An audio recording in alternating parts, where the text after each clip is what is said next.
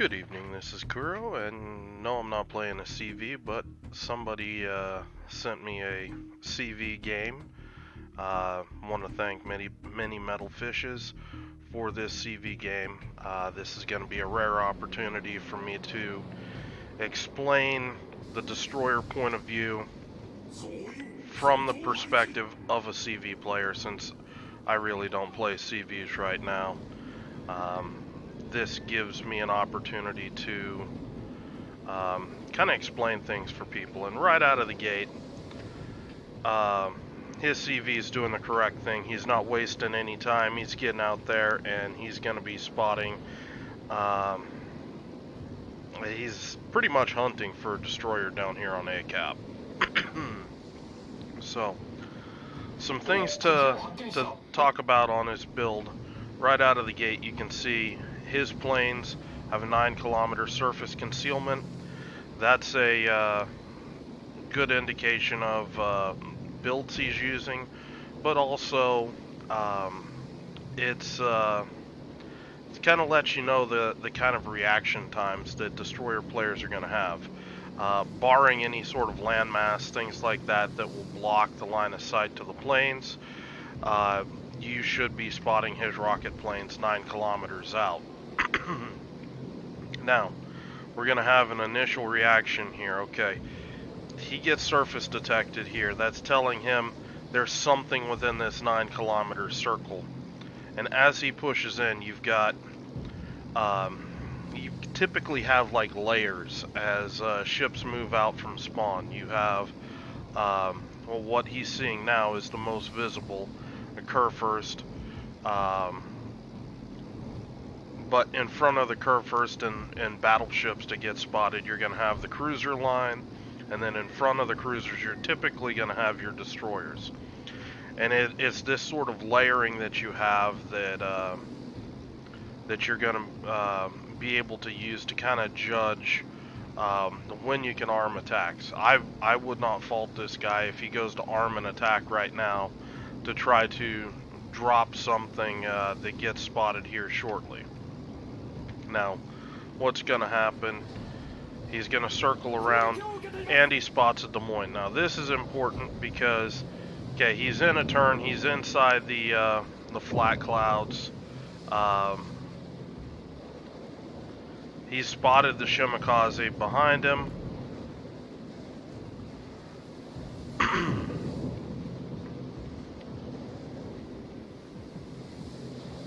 And he's going to try to pull his planes out, try to get them air safe. I'm slowing things down so you can kind of see how things are working.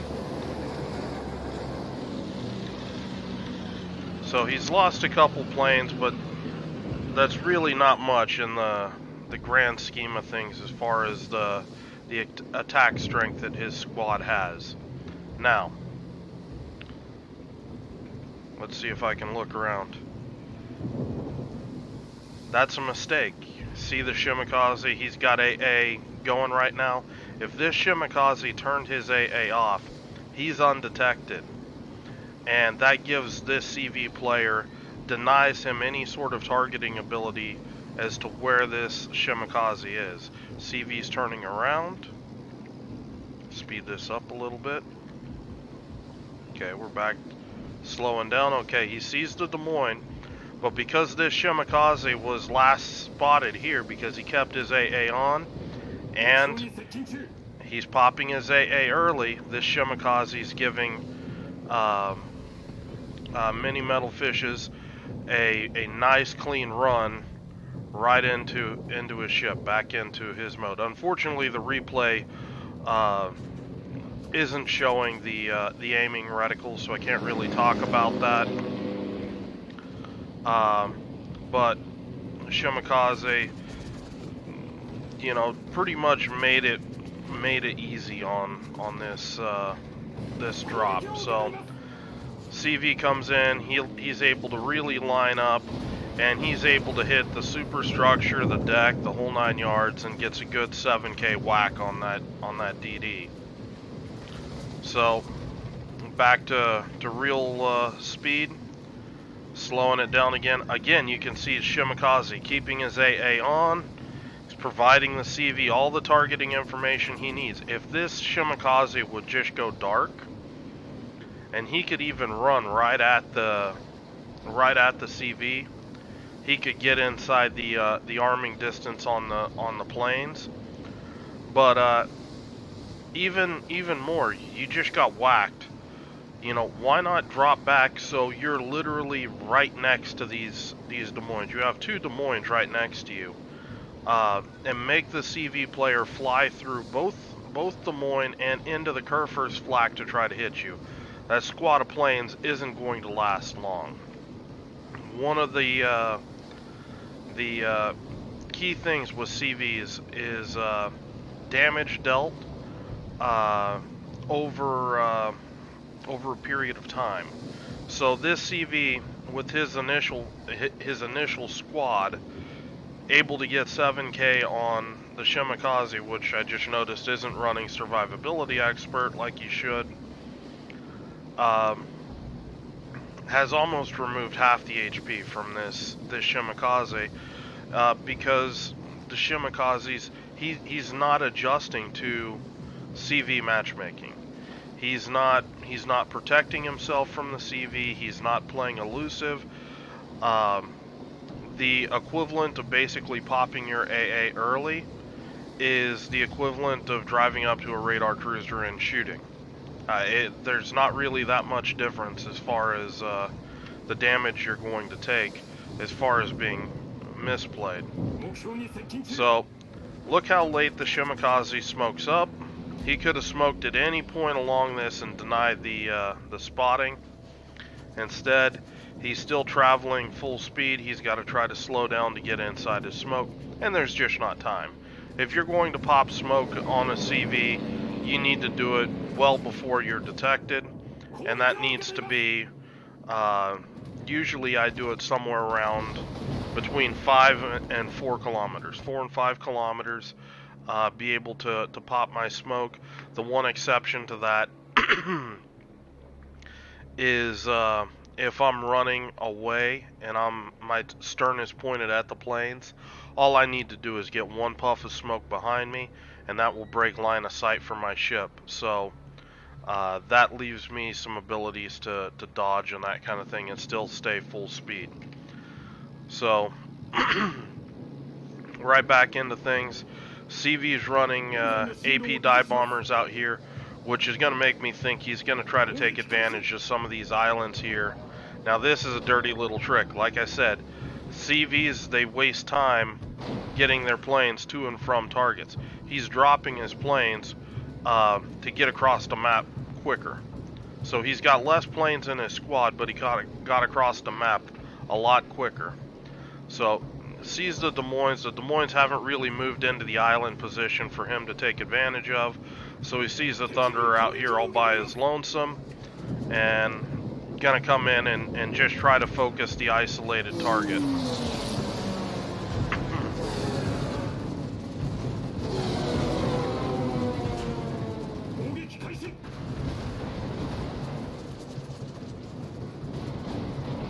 Unfortunately, you can't see the aiming point on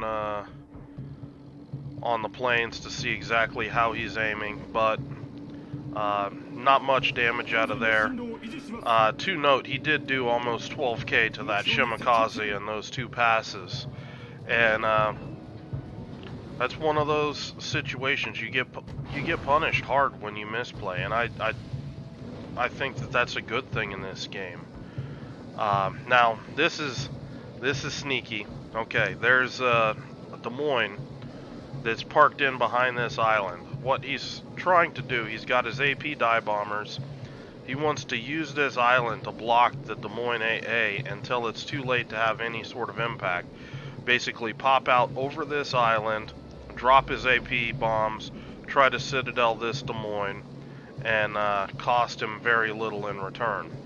The AA change, the change in AA mechanics where you can no longer shoot through islands has really changed this game for the better, in my opinion, where these island camping fiestas like this are less and less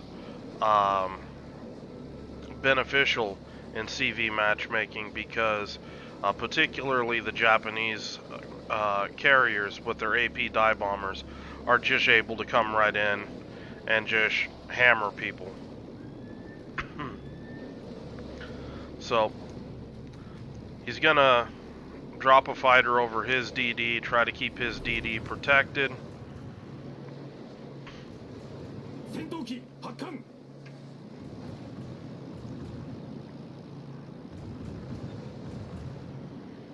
And again, you can see he's turning in, getting ready to line up that that run on that Des Moines.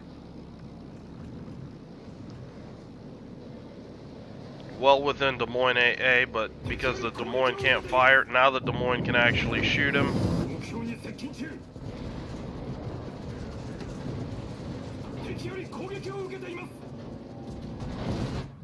Unfortunately, gets some bad RNG there, but he's taking off with bombers again, so I'm anticipating, you know, a repeat here, and it's a good play. This Des Moines is in an exposed position. It's basically the equivalent of a ship giving broadside to a battleship.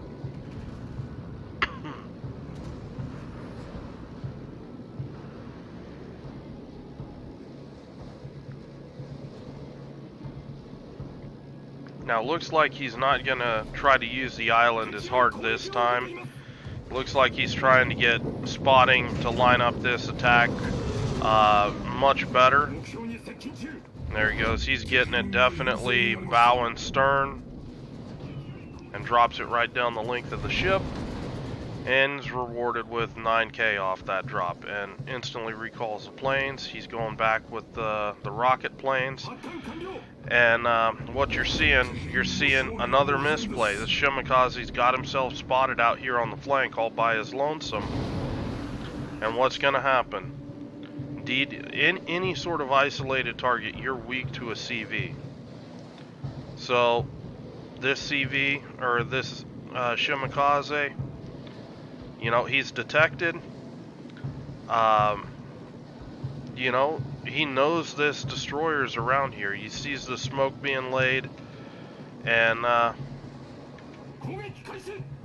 you know, he arms his attack. I don't know if he was going to drop the smoke or what, but since this Shima popped out, now I do want to point here. His planes were spotted by this Des Moines here.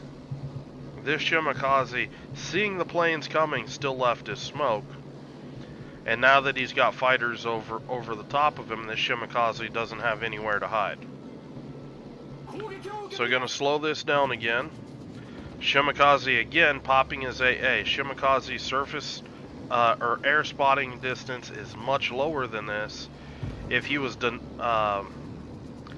well, he can't deny the air spotting because the fighters are overhead.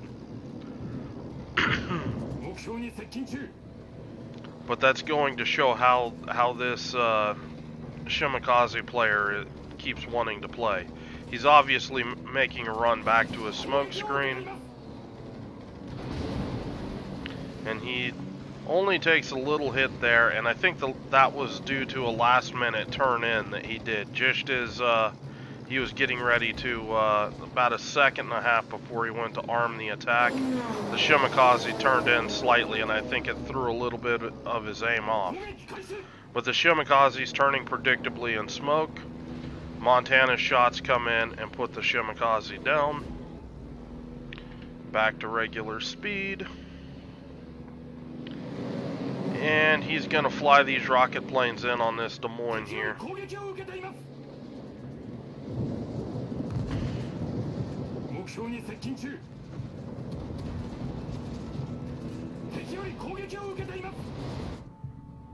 Gets big hit on the Des Moines, double fire.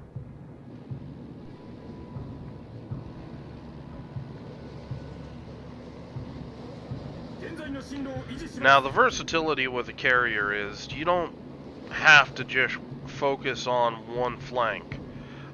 You can see clearly that the South is pretty much lost. His division mates, which by the way, that's a disgusting division, many metal of fishes. they're all pulling north. He's coming up here to support him on B cap. Again, Thunderer all by his lonesome, coming in here and gonna conduct his drop on this Thunderer.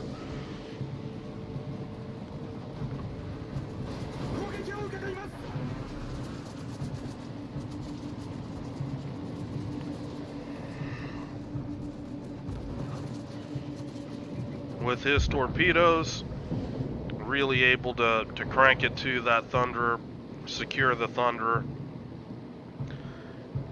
And the CV's headed back to A cap to try to harass ships with the remainder of his torpedo squad.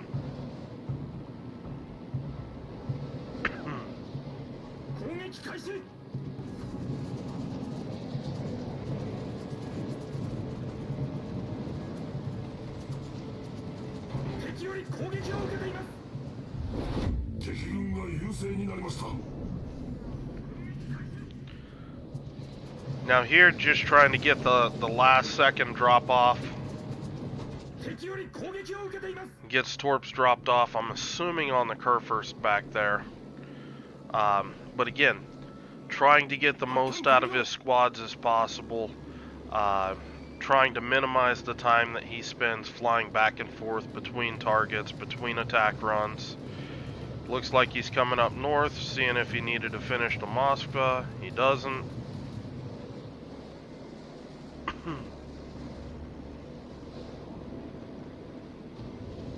Gearing gets spotted by his Des Moines. His Des Moines puts him down. And you got another Gearing that's trying to gunboat right now. Again, revealing where the Gearing's position is in relation to the CV. And that's telling the CV that he can either make a run on this Gearing relatively easy. Now this Gearing might actually still be radared, and in which case I think that the better play for this Gearing would have actually been to fall back to the Midway for AA support. But at this point, the Gearing should not be radar detected. He's got his AA on, shouldn't be detected. I mean, this is, you know, this is smoke up a long time ago. But he's not respecting the CV's ability to punish him. So he ends up eating that damage, and that's going to be some critical damage for that Gearing.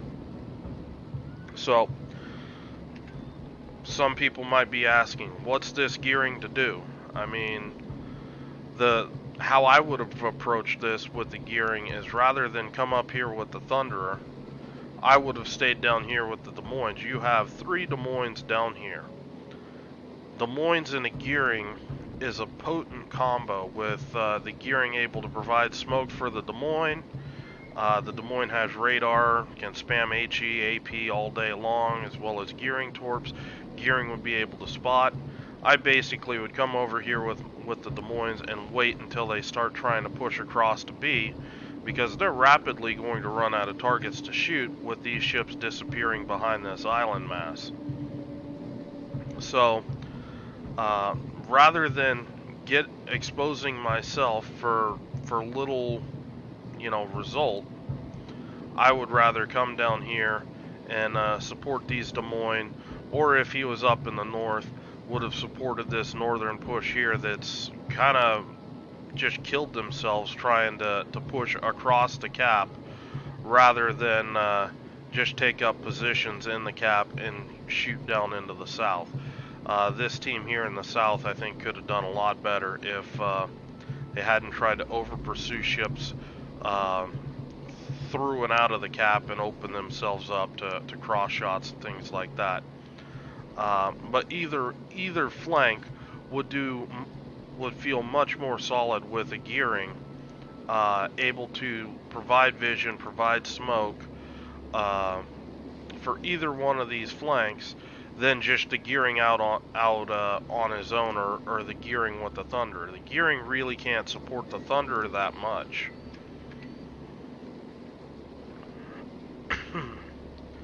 So CV's coming in with torpedo planes, and that's because rocket planes are exhausted right now.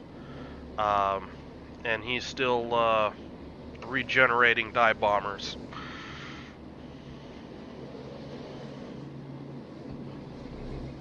So again, Kerr first going out here all alone.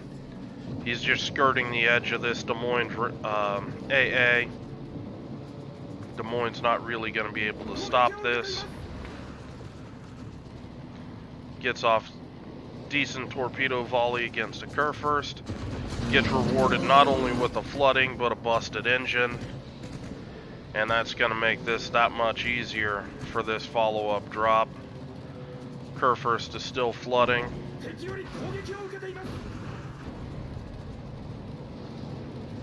But that's going to be the end of the Kerr first. Now again, trying to be efficient here with his planes, he's just going to basically panic drop these last couple planes off. And maybe he gets a hit on this Des Moines. At the very least would keep that Des Moines traveling in a straight line for his teammate to shoot at. Make it a little easier to hit that Des Moines, and the Puerto Rico finishes off the Des Moines.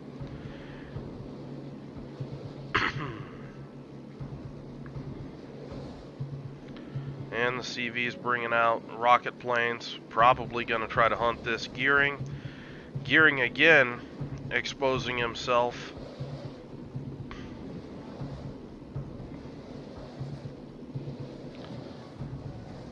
CV plane should be spotted. His screen's bugged out right now, but this Gearing had plenty of time to smoke up, move and smoke, disengage. Keeps hanging out there in the open and gets punished for it. Actually, this Gearing may have smoked up here for some reason. Not sure why you'd want to smoke there. There's not that much to shoot there. But Gearing out in the open, easy kill. Again, if this Des Moines would have, if he would have waited for this Des Moines, he would have been able to come right up here with the Des Moines and be much better off.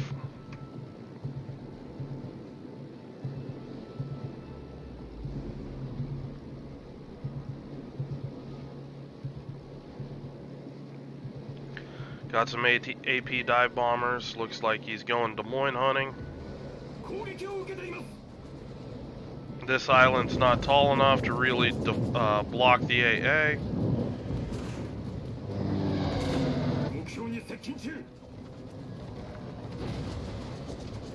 I think this is a bad drop.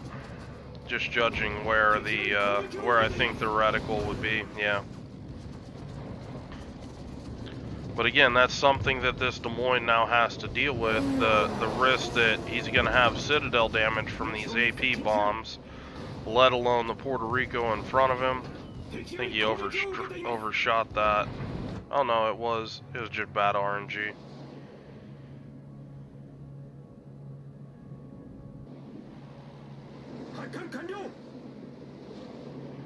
This Des Moines is going down. And for some reason, their Puerto Rico throws its ship away, ramming the Des Moines that's pretty much dead already. Random battles. And we're down to a 2v2. Now their Smolensk steps off the cap. The reason being, he's so close to killing the Midway and the Des Moines that it doesn't make too much difference. This cap doesn't make that much difference. It's still, they still need 400 points to win this. So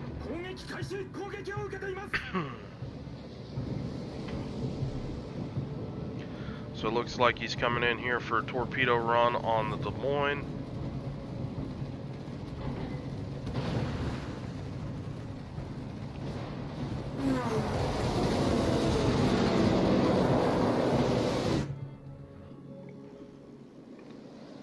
Instantly coming back out with rocket planes. I agree with this choice. I think the rocket planes are a better choice in this.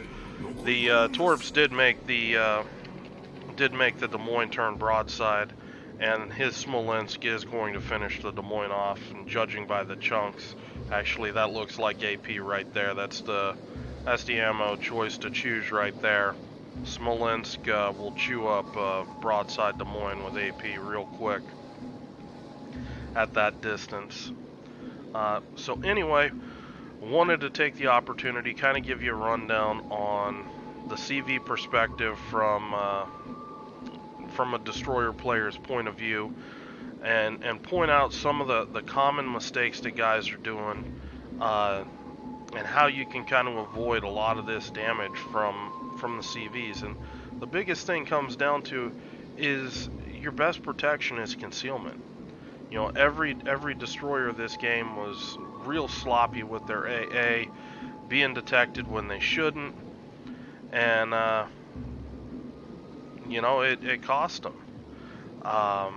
So, you know, try to maximize that concealment. Try to be as elusive as possible with the CV.